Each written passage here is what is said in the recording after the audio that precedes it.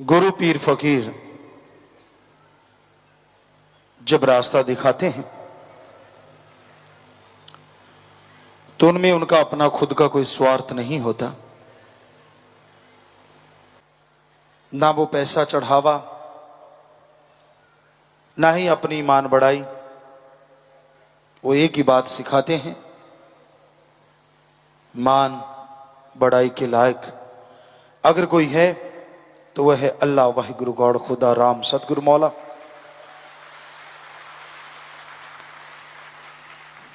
और वो अल्लाह, वो वाहिगुरु, वो राम, वो गॉड सबके अंदर रहता है। उसे बाहर ढूंढने की जरूरत नहीं, कण कण में जर्रे जर्रे में वो मौजूद है। हर जगह वो है, तो अलग जगह जाने की जरूरत नहीं। हाँ, सत्संग हमारे धर्मों में लिखा है, आना जरूरी है। सच्चा सत्संग रूहानी कॉलेज स्कूल है। यहां से उस परम पिता परमात्मा के बारे में ज्ञान मिलता है, अपने आत्मबल बढ़ाने की ताकत मिलती है, और उस आत्मबल के द्वारा इंसान भगवान को हासिल कर सकता है। इस घोर कलयुग में ठगी, बेईमानी, भ्रष्टाचार, पाखंडवाद चारों तरफ और बुरी तरह से छाया हुआ है। लोग स्वार्थ में डूबे हुए हैं। अपना उल्लू सीधा करने के लिए कोई कुछ भी कह सकता है, कोई कुछ भी बोल सकता है और किसी हद से गिर सकता है। लेकिन उस अल्लाह राम की शरण में जो आ जाते हैं तो उनकी लाज भी वो दोनों जहां में रखा करते हैं। कदम कदम पे बाजू पकड़ के संभाल लिया करते हैं। इसलिए उस परम पिता परमात्मा को हमेशा याद रखो, उसकी भक्ति करो। आप लेटे हुए हो या बैठे हो, आप चहलकदमी कर रहे हो या कोई कार्य कर रहे हो, यह जरूरी नहीं। जरूरी यह है कि क्या आप उस समय परम पिता परमात्मा को याद करते हो? क्या उसकी भक्ति इबादत उस समय किया करते हो? अगर करते हो तो यकीनन वो परम पिता परमात्मा आपको दया में रहमत के लायक बनाएगा और अंदर बाहर खुशियों से माला माल करता जाएगा। मालिक किसी के पैसे का, किसी भेष का भूखा नहीं। उसको पाने के लिए शरीर को कष्ट देने का कोई मतलब ही नहीं बनता। कहीं आप धूप में खड़े रहो, कहीं सिर पे पानी डलवाओ या आग के पास बैठो, ऐसा कहीं भी लिखा हुआ नहीं है। उस मालिक को पाने के लिए उसकी तड़प, उसकी लगन बनाना जरूरी है, जो कि भक्ति से परहित परमार्थ से होती है। आप भक्ति करें, दीन दुखियों की मदद करें, यकीनन आपके अंदर तड़प लगन बन जाएगी, जिसके द्वारा आप परम पिता परमात्मा के दर्शन कर सकते हैं, उसकी दया में रहमत कृपा दृष्टि को पा सकते हैं। किसी ढोंग, किसी पाखंड में पड़ने की जरूरत नहीं। इसलिए ढोंग से, पाखंड से बाहर आओ, उस परम पिता परमात्मा का नाम जपो, उसकी भक्ति इबादत करो। उसकी भक्ति इबादत करने से, उसका नाम लेने से अंत्यकरण में वो शक्तियां अपने आप जाग उठती हैं जिनसे परम पिता परमात्मा के नजारे मिलते हैं। सो अपनी भावना को शुद्ध करो, और भावना को शुद्ध करने के लिए आप घर परिवार में रहते हुए, काम धंधा करते हुए, बिना कोई चढ़ावे के, बिना कोई दिखावे के गुरु मंत्रा, नाम दीक्षा, कलमा, मेथड ऑफ मेडिटेशन का जाप करते रहो। यानी भगवान के वो शब्द जिनका जाप करने से आपके अंदर आत्मबल आएगा। भगवान के वह शब्द जो उसका नेम है, बाय नेम उसको बुलाओ तो वो जरूर सुनेगा और जरूर आपका साथ देगा, आपकी मदद करेगा। वो किसी भी चीज का भूखा नहीं। जरा सोचिए, जो मालिक हमें बना सकता है, हमारा ही बनाई चीजें उसके लिए क्या बड़ी चीज है। क्योंकि इंसान को बनाना कोई खेल नहीं। कोई भी साइंटिस्ट 5 तत्व पृथ्वी, पानी, अग्नि, वायु और आकाश ले ले और उसको जोड़ के इंसान का बुत बना के दिखाए, नहीं बना सकेगा।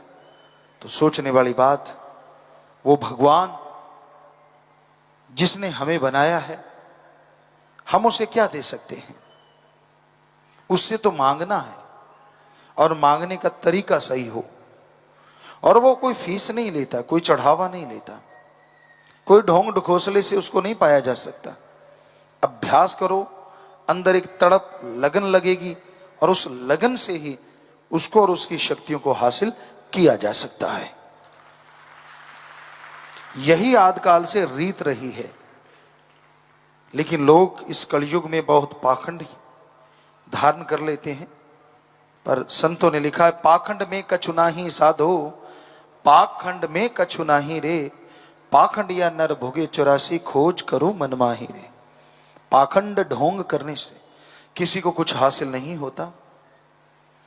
पाखंड करने वाला तो खुद जन्म मरण के चक्कर में उलझा रहता है। अरे उसको पाना चाहते हो, उसकी शक्तियों को हासिल करना चाहते हो, तो वो आप सबके अंदर मौजूद है, कण कण में, जर्रे जर्रे में मौजूद है। बस उसको बुलाने का तरीका आना चाहिए। उसका नाम सीख लो जिस पे कोई दाम नहीं लगती। संत, गुरु, पीर, फकीर, उसका नेम, उसका मंत्र बिना किसी दाम के, बिना कोई दिखावे के, बिना धर्म परिवर्तन के बताते हैं। सभी धर्म को मानने वाला इंसान है, और मालिक ने इंसान को बनाया, इंसान ने धर्मों को बनाया। और धर्म जोड़ते हैं, तोड़ते नहीं। धर्मों का मकसद जोड़ना है, इंसान को इंसान से और इंसान को भगवान से।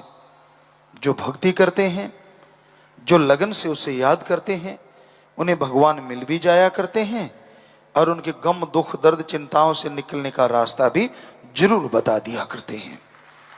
अल्लाह, वाहिगुरु, गॉड, खुदा, रब का नाम जब इंसान पुकारता है तो उस तक लाजमी पहुंचता है। आपका अगर कोई नाम ले, आप अगर बहरे नहीं तो आपको सुनेगा और आप बात करेंगे। भगवान तक भी जब कोई उसका नाम लेके उसे बुलाता है तो उसकी आवाज पहुंचती है, लेकिन उसकी आवाज आप तक नहीं पहुंचती, क्योंकि काम, वासना, क्रोध, लोभ, मोह, अहंकार, मन, माया के पर्दे लगे हुए हैं आपके कानों में, आंखों में, दिलो दिमाग में। आपकी आवाज पहुंचती है और उसकी आवाज वापस में आती है। तो इन पर्दों को हटाना जरूरी है। और ये पर्दे ऐसे हैं जो अपने आप नहीं हट सकते, बहुत ही मुश्किल है। इनको हटाने के लिए निरंतर प्रभु के नाम का सुमरन करना पड़ता है। मालिक की बनाई सृष्टि की सेवा करनी पड़ती है। ज्यों ज्यों सेवा करते जाओगे, ईश्वर के नाम का जाप करते जाओगे, ये पर्दे फटने शुरू हो जाएंगे। निरंतर किया गया सुमरन आप आत्मा और परमात्मा के बीच के विषय विकारों के इन पर्दों को बिल्कुल जला के राख कर देगा। तो मालिक की आवाज भी सुनाई देगी और मालिक दिखाई भी देंगे। पर इसके लिए साधना करनी पड़ती है। अपने शरीर को साधना है, अपने विचारों को साधना है, दिलो दिमाग को साधना है, अपने कर्मों को साधना है। और साधने के लिए आत्मबल चाहिए।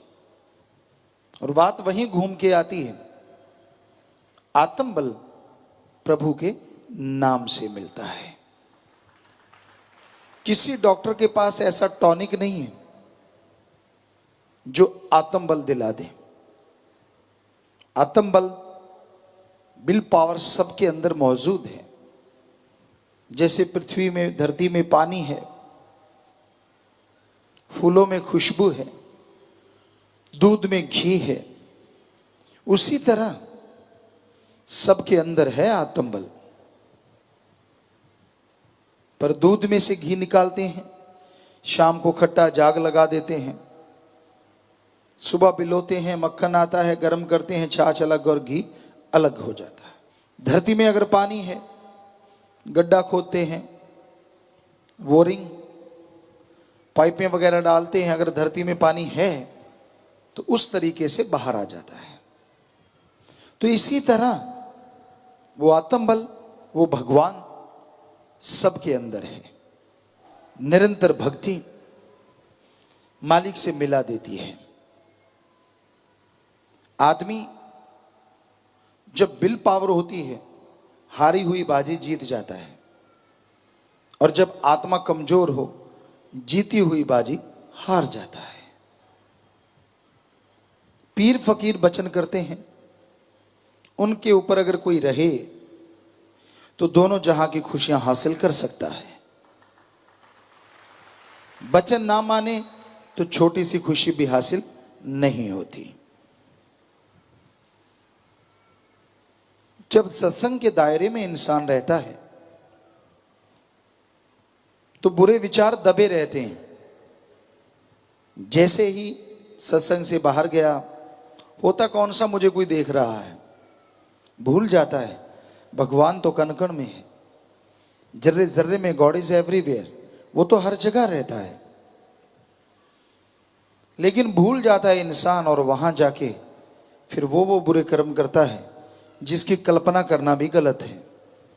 फिर दोष देता है मालिक को। नाच ना जाने आंगन टेढ़ा, नचिया ना जावे दिरफटे मुंह गोडियां दे। ये तो बात नहीं ना। कर्म खुद करो बुरे, दोष मालिक को दो, ये तो बिल्कुल गलत है। तो अपने कर्मों को वश में करने के लिए भी एकमात्र उपाय है ईश्वर का नाम। क्या आप बुरे कर्म ना करें। अंदर बुरे विचार उठते हैं, किसी के अच्छे किसी के बुरे चलते रहते हैं। विचार शून्य तो दिमाग होता ही नहीं।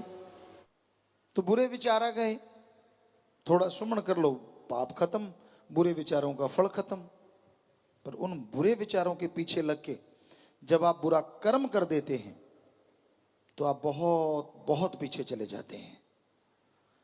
तो संतों का काम जीव को समझाना होता है, पर वचन उतनी देर ही मानता है जब तक उस दायरे में रहता है।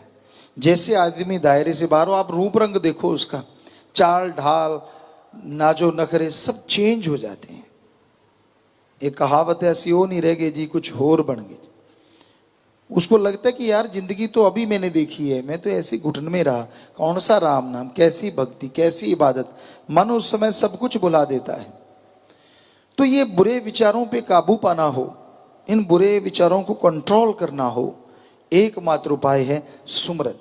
सुमरन करते रहो, भक्ति करते रहो, तो बुरे विचार हावी नहीं होंगे।